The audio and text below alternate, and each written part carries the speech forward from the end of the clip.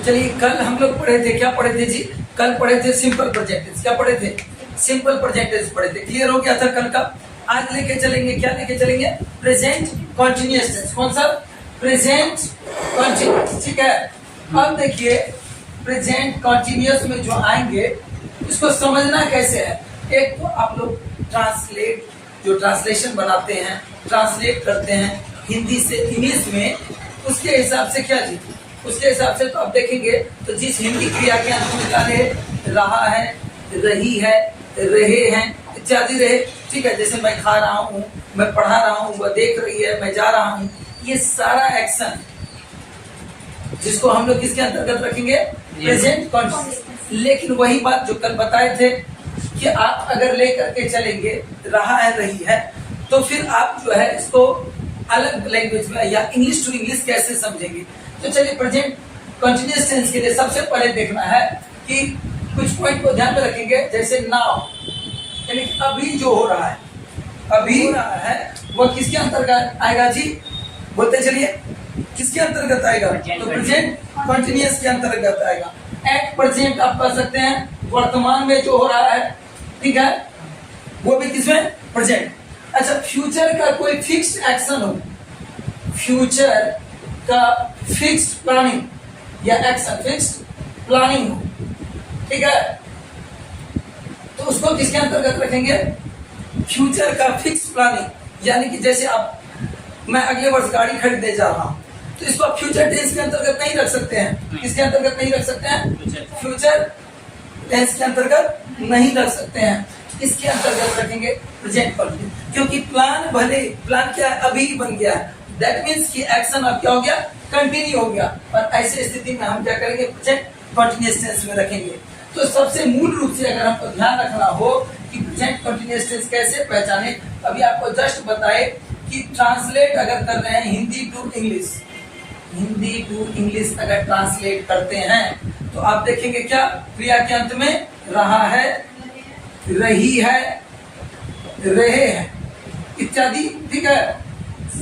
लेकिन अगर आप ऐसे समझेंगे तो the action which is going on right now, the action which is going on right now, यानी कि वह क्रिया जो अभी क्या है? जारी है। ऐसे स्थिति में हम किसका यूज करेंगे?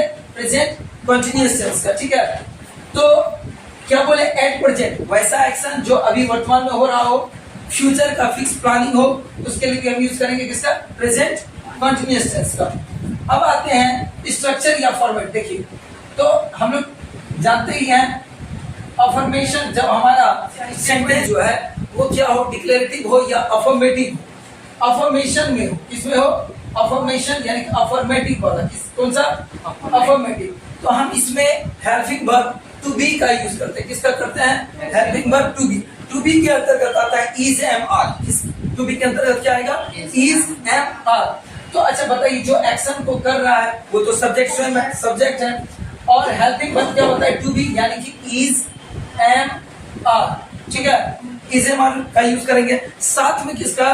तो कंटिन्यू होने के कारण वर्ब का चौथा फॉर्म और जो ऑब्जेक्ट है वो ऑब्जेक्ट रख रहे, यानी कि एक्शन को जो फेस कर रहा है उसको हम लोग ऑब्जेक्ट करते हैं, और जो एक्शन को कर रहा है यानी कि जो काम कर रहा है वो सब्जेक्ट, और जो काम को झेल रहा है उस क्रिया को, उसको कहेंगे क्या? तो ऑब्जेक्ट कहेंगे। आपको याद कैसे रखना है इस फॉर्मेट को? इज, एम, आर वर्ब का चौथा रूप। दूसरी बात, इस बात को ध्यान में रखिए कि जैसे ही कॉन्टिन्यूअस कहेंगे तो क्या वर्ब का चौथा रूप लगेगा? कौन सा लगेगा? वर्ब का चौथा रूप लगेगा। किसमें? कॉन्टिन्यूअस में। चाहे वो प्रेजेंट कॉन्टिन्यूअस रहे तो भी चौथा रूप, पास्ट कॉन्टिन्यूअस रहता तब भी वर्ब का चौथा रूप, फ्यूचर कॉन्टिन्यूअस रहता तब भी वर्ब का चौथा रूप ही लगता। बस अंतर इतना होता, प्रेजेंट कॉन्टिन्यूअस है तो इज, एम, आर आप लगाए यहाँ। अगर यही पास्ट कॉन्टिन्यूअस होता आप वाज वर्ब लगाते। क्या लगाते? वाज या वर। अब फ्यूचर रहता आप लगाते शैल बी, विल बी के बाद वर्ब का चौथा। कॉन्टिन्यूअस जैसे ही देखेंगे आपके दिमाग में एक ही बात आना चाहिए, वर्ब का चौथा फॉर्म। वर्ब का चौथा फॉर्म क्या है? तो ING, जैसे come, coming, dancing, playing, jumping, running, ये सब किसके अंतर्गत? सब कहलाएगा क्या? वर्ब का चौथा फॉर्म, या ING फॉर्म भी कर सकते हैं। अच्छा, इसी में अगर हमारा सेंटेंस में निगेशन रहता, यानी कि निगेटिव सेंटेंस स्टेटमेंट होता हमारा, तो क्या करते? निगेटिव होने पर कुछ कुछ नहीं, केवल और केवल आप इज एम आर के बाद क्या यूज करेंगे, नॉट। फॉर्मेट या स्ट्रक्चर याद नहीं रखना है, समझना है।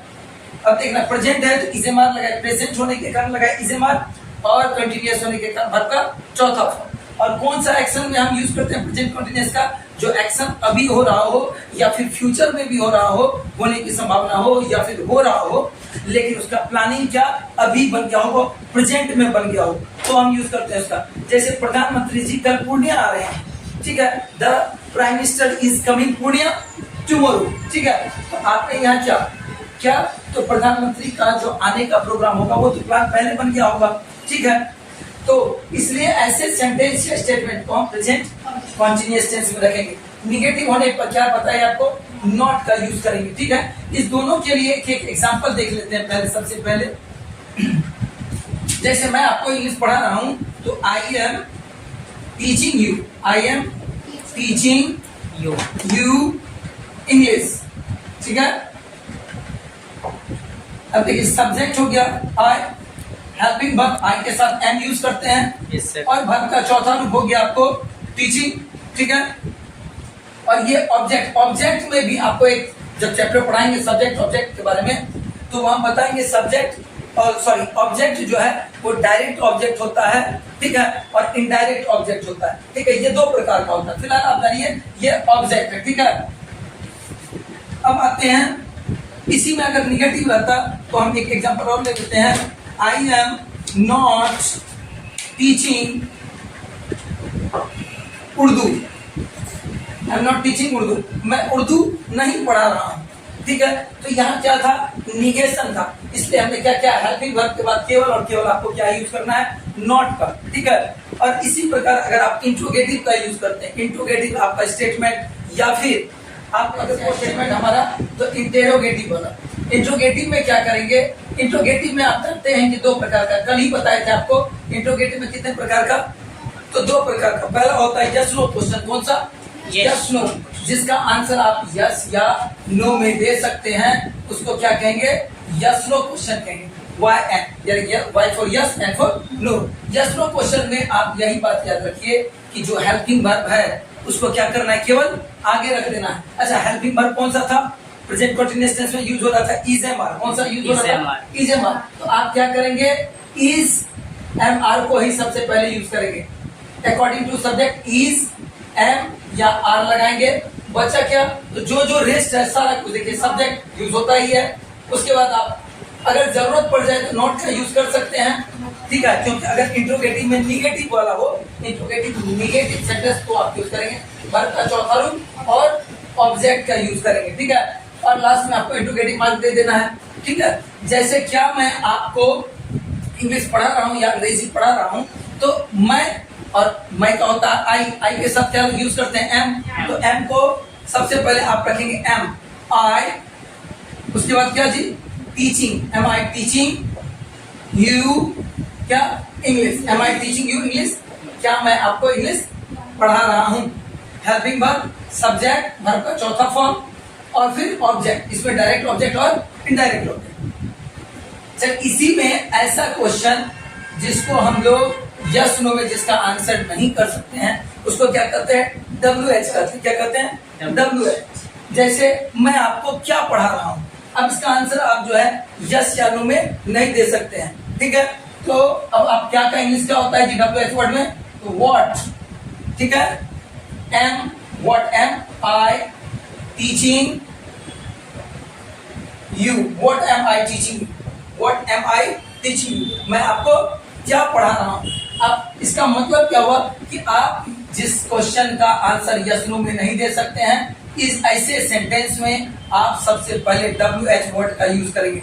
WH वर्ड कौन कौन सा है, तो पहले भी बता चुके हैं, why, where, what, when, which, who, ये सब WH वर्ड है, ठीक है।